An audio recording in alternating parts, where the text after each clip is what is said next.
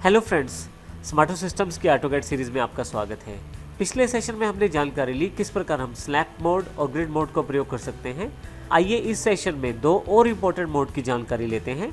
जब आप ड्राइंग करते हैं ऑटोकैड में तो उसकी आवश्यकता बहुत ज़्यादा बार पड़ती है आपको ऑटोकैड की ड्राइंग में। इसके लिए हमारे पास सबसे पहला मोड है ऑर्थो, जिसके लिए F8 शॉर्टकट की इसका प्रयोग किया जा सकता है। अब यदि यहाँ माउस लेके जाएँ तो यहाँ देखेंगे ऑर्थो मोड इस वक्त ऑफ है, और यदि मैं यहाँ क्लिक कर दूँ तो ये ऑन हो जाएगा। F8 शॉर्टकट की है, उससे भी आप डायरेक्टली ऑन ऑफ कर सकते हैं जब आप विद इन ड्राइंग होते हैं, अर्थात जब आप ड्राइंग कर रहे होते हैं तो F8 का प्रयोग कर सकते हैं। इसी तरह से हमारे पास यहाँ पे ऑब्जेक्ट स्नैप भी अवेलेबल है। ऑब्जेक्ट स्नैप हमारे पास यहाँ पे अवेलेबल है, जिसके लिए शॉर्टकट की है F3। अब हम इन दोनों मोड्स के बारे में जानकारी लेते हैं। सबसे पहले बात करते हैं ऑर्थो मोड के बारे में।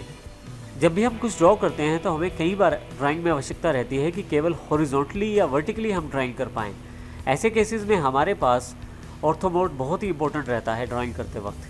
ये हमारी ड्राइंग्स को वर्टिकली और हॉरिजॉन्टली लिमिट कर देता है और आसानी से हम ड्राइंग को हॉरिजॉन्टली और वर्टिकली कर पाते हैं।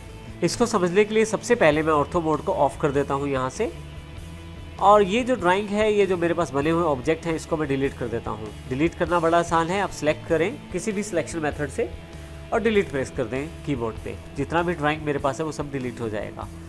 आइए अब हमारे पास यहाँ पे जैसा कि हमने देखा ऑर्थो मोड ऑफ है, और अब कुछ ड्रॉ करने की कोशिश करते हैं। मैं जब भी कुछ ड्रॉ करना चाहता हूँ तो यहाँ पर यदि आप देखें तो मैं उसे किसी भी एंगल पर मूव कर सकता हूँ। अब मान लीजिए अगर मैं यहाँ से कुछ ड्रॉ कर रहा हूँ और मैं ये चाहता हूँ कि आसानी से ड्रॉ कर पाऊँ, बजाय ये लेफ़्ट राइट ऊपर नीचे मेरे पास माउस हो।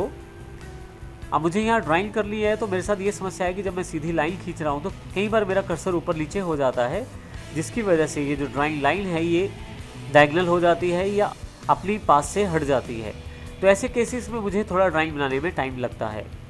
अगर मैं यहाँ पे ऑर्थो मोड ऑन कर लेता हूँ तो फिर मुझे हॉरिजॉन्टली और वर्टिकली बिल्कुल सीधी लाइनें मिलेंगी।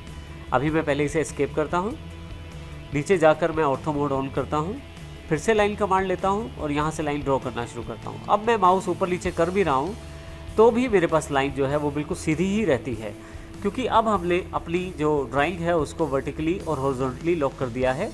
यहाँ क्लिक कर देता हूँ तो मेरे पास हॉरिजॉन्टल लाइन बिल्कुल सीधी आई है। इस तरह से मैं वर्टिकली लाइन जब ड्रॉ करता हूँ और लेफ़्ट राइट मूव करता हूँ तो भी आप देखें तो बिल्कुल अब लाइन अपने पास से नहीं हटती, और जब मैं यहाँ क्लिक कर देता हूँ तो लाइन मेरे पास बिल्कुल सीधा अवेलेबल हो जाती है। तो इस प्रकार आप आसानी से ऑर्थो मोड ऑन करके हॉरिजॉन्टल और वर्टिकली आसानी से ड्राइंग कर सकते हैं। आइए अब हम बात करते हैं ऑब्जेक्ट स्नैप के बारे में। ऑब्जेक्ट स्नैप हमारे पास यहाँ ऑप्शन अवेलेबल है, F3 शॉर्टकट है इसका। अभी ये ऑन है। यदि मैं यहाँ राइट क्लिक करूँ तो हमारे पास काफ़ी सारे ऑप्शंस यहाँ अवेलेबल हो जाते हैं, जिनकी जानकारी अभी लेंगे थोड़ी देर में। लेकिन सबसे पहले देखते हैं हमारे पास कौन कौन से ऑप्शन ऑन हैं। यहाँ पे एंड पॉइंट ऑन है, अर्थात कहीं से भी हम एंड पॉइंट को सिलेक्ट करते हैं तो हमारे पास यहाँ पे एंड पॉइंट ऑन है। इसका अर्थ ये है कि यदि कोई लाइन है और उसके एंड पे मुझे कोई लाइन ड्रॉ करनी है तो मैं बड़ी आसानी से ड्रॉ कर सकता हूँ, क्योंकि मेरे पास ऑब्जेक्ट स्नैप में एंड पॉइंट की स्नैपिंग ऑन है। इसी प्रकार से यदि मुझे किसी सर्कल में मिड पॉइंट से कुछ ड्रॉ करना है तो मैं मिड पॉइंट पे डायरेक्टली जा सकता हूँ। सर्कल के सेंटर में स्नैपिंग ऑन है। आइए सबसे पहले इसको एग्जांपल के द्वारा समझते हैं। अभी मैं इसे ऑफ कर देता हूँ सबसे पहले, और एक सर्कल ड्रॉ करता हूँ यहाँ पे मैं। अब जैसे ही सर्कल ड्रॉ करता हूँ, मान लीजिए मुझे यहाँ सर्कल के बिल्कुल बीचों बीच एक लाइन ड्रॉ कर ली है बाहर की तरफ लाते हुए। मैं लाइन सेलेक्ट कर लेता हूँ।